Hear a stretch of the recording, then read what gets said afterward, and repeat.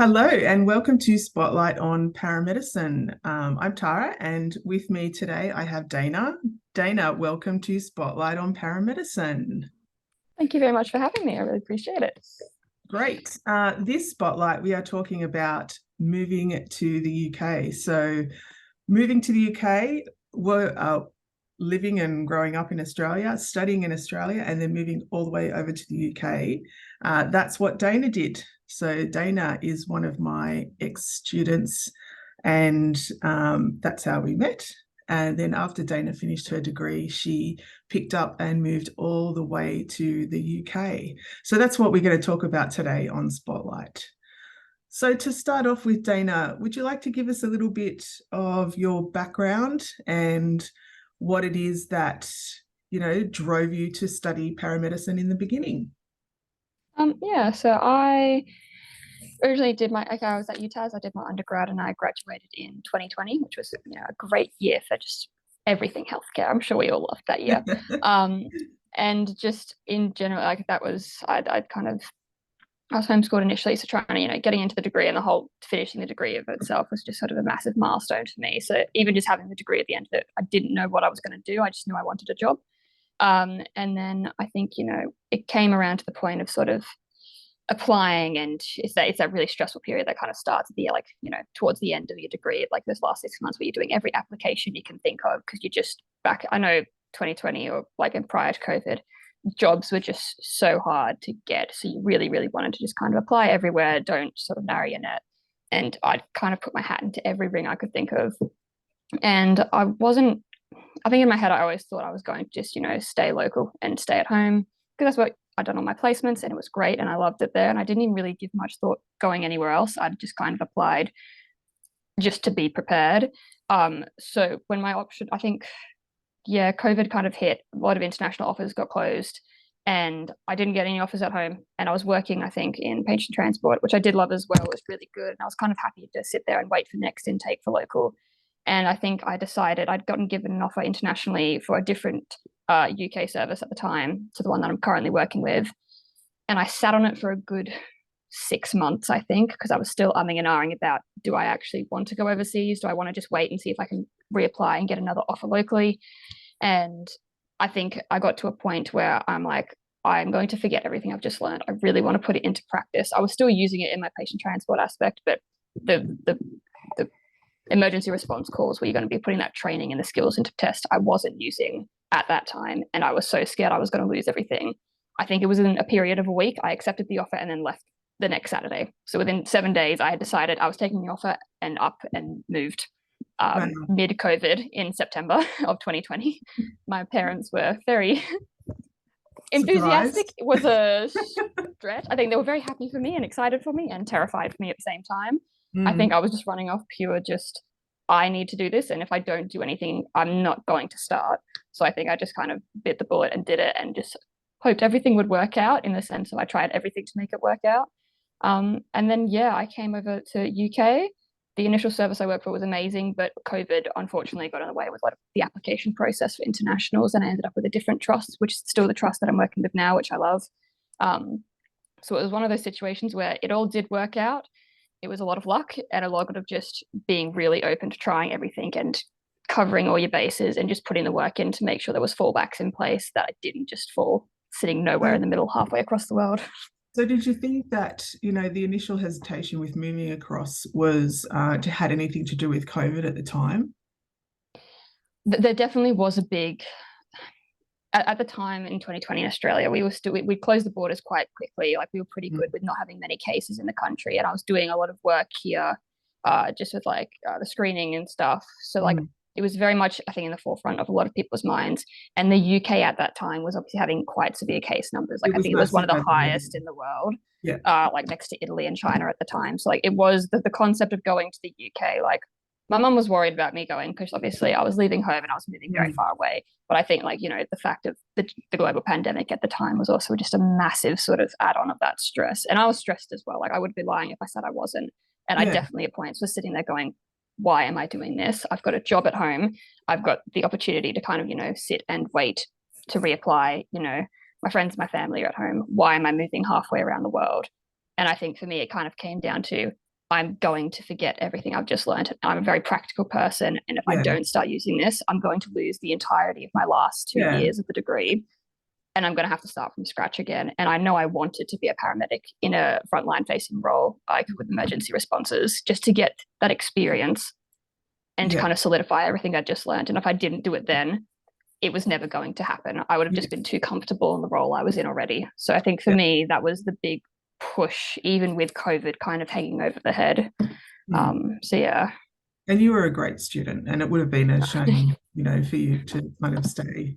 That's just my opinion anyway. Oh, thank So you. you No. moved over there, and what was the process? So when you first started working, what was the induction process? Is it, I mean, I suppose you're not as familiar with the process in Australia where, you do an induction course. What's the process when you first start working over in the UK? So when I came over, so with the trust that I started working with, so essentially as an international, there's actually quite a lot of support for us over here in the sense of, so you get a month-long induction, which is kind of where you learn how to do everything sort of UK style, which was absolutely, it was a full-on just 4 weeks straight of classroom, and you're learning everything. And the laws around here are different in the way we practice with medicines, and the mental health acts are all different. So they've basically got a month to re-drill your brain on how to do things the UK way, as it were. And then you get a for the service I work for, you get like a 10-week period of supervised time on the road with an experienced paramedic and another new grad. And you're three up in a truck, and you just kind of get 10 weeks straight of shift blocks, just learning how to do things on road with an experienced person. So obviously the scope here is different from back home. I'm not sure what's happening back home in regards to scopes in like referrals and discharges, but that's a really big aspect of being a paramedic over here. Is a lot of urgent care as well as the emergency care. It's that referral process is much more advanced there. That's what we're moving towards here, but it's we're about 5 or 10 years behind here. But and this is it. Like I've heard rumors that like Australia is kind of doing things like clinical referrals on the phone, and there's like virtual things, which is very much what's here, very established. So it's cool to hear like Australia is sort of taking up those kind of things, because it's exciting, and like I do a lot of that here now. But just so you're coming over and you're learning how to use these resources that you're not trained in back home, just because we don't have them back home. So just learning how to make referrals and how to make safe referrals, and safety netting, and realizing that you don't take everyone to hospital. But if you're not taking them to hospital, what are you doing to fix the problem, and how are you making it safe in the community? And your urgent care skills and your chronic management of those skills gets better. And you have to sort of learn a bit quickly, because you do only have those 10 weeks. Because once you finish those 10 weeks, you're kind of off working just as a normal paramedic. You might be working with a more senior paramedic. You might be working with a paramedic of the same scope level. You might be working with a non-registrant. We have non-registrants over here. We've got EMTs, AAP, emergency ambulance crews. There's a lot of acronyms, but these are they're very, very experienced people with just different scopes of practice. So sometimes you might be the most experienced person on the truck, and sometimes you're the newest person on the truck with the highest scope. So it's a bit of a weird skills mix coming over and being a new grad, especially during COVID, where the sort of skills mix were as laxed as they could have been to be safe, still safe, but like you're working as a very new grad with new members of staff, or just more junior members of staff in a scope of practice level, which was a really sort of tough field to navigate at the time, while still trying to learn a completely new set of rules of how to practice and a scope of practice as well. So essentially that like length of training. So you had that month in the classroom, and you had, the 10 weeks where you were three up on the truck. So how long was the training essentially, when you were, like had that, coverage where you weren't the one who was, responsible for what was going on? I think that would have been like, including the month in the classroom, it would have been what, 3.5 months or so. Yeah, for so joining. that's a lot less than what, we get out here. Yeah, I think the UK system relies on the fact that their placements are, somewhere among, the 1,000 hours or something like that. Whereas our placements sit on about 200 hours. So I've had a couple of the students out here, and like they're like, "Oh, I'm coming with you," and I'm like, "Oh, cool, we've got you for like a month." They're like, "No, no, you've got me for 3 months, and then I'm back again for 3 months later this year." And I'm like, "And this is just your first year?" They're like, "Yeah, yeah." and it's absolutely insane because like I remember the placements back home and they're gone in a blink of an eye, and you want it to be Yeah. longer, but there's just no time. Yeah, yeah, yeah. I know it's a shame that that we don't get more placements because it really does consolidate everything you learn in the classroom. 100%. But that's another story. That for another we'll leave that for another video. So Definitely. as far as moving, so picking everything up, and I mean you would have done this in the middle of COVID. I mean, how difficult is it to find accommodation and a place to stay and all of that kind of stuff when you're moving across? So when I moved across, weirdly enough, the hardest thing at the time was finding a flight. I had this And was it this amazing little expensive? flight. I suppose it would have been, that would have been Yeah, an issue it too. was. I'm trying to. It was definitely more expensive, just because the flights were mostly empty. You had half the plane to yourself, so they weren't running many of them. And just I had this amazing little flight agent, and I was telling her, I'm like, look, this is what I'm doing. This is my job. This is my plan. I really need to get to the UK by like my start date. And she's like, I'm gonna get you a flight. I don't know Yeah. how. I'm gonna get you on a flight. She was absolutely amazing. Oh, that, I knew a few people over here from either my cohort or the cohort above me. So I'd gotten in contact with them. So I did a bit of a couch crashing initially when I landed.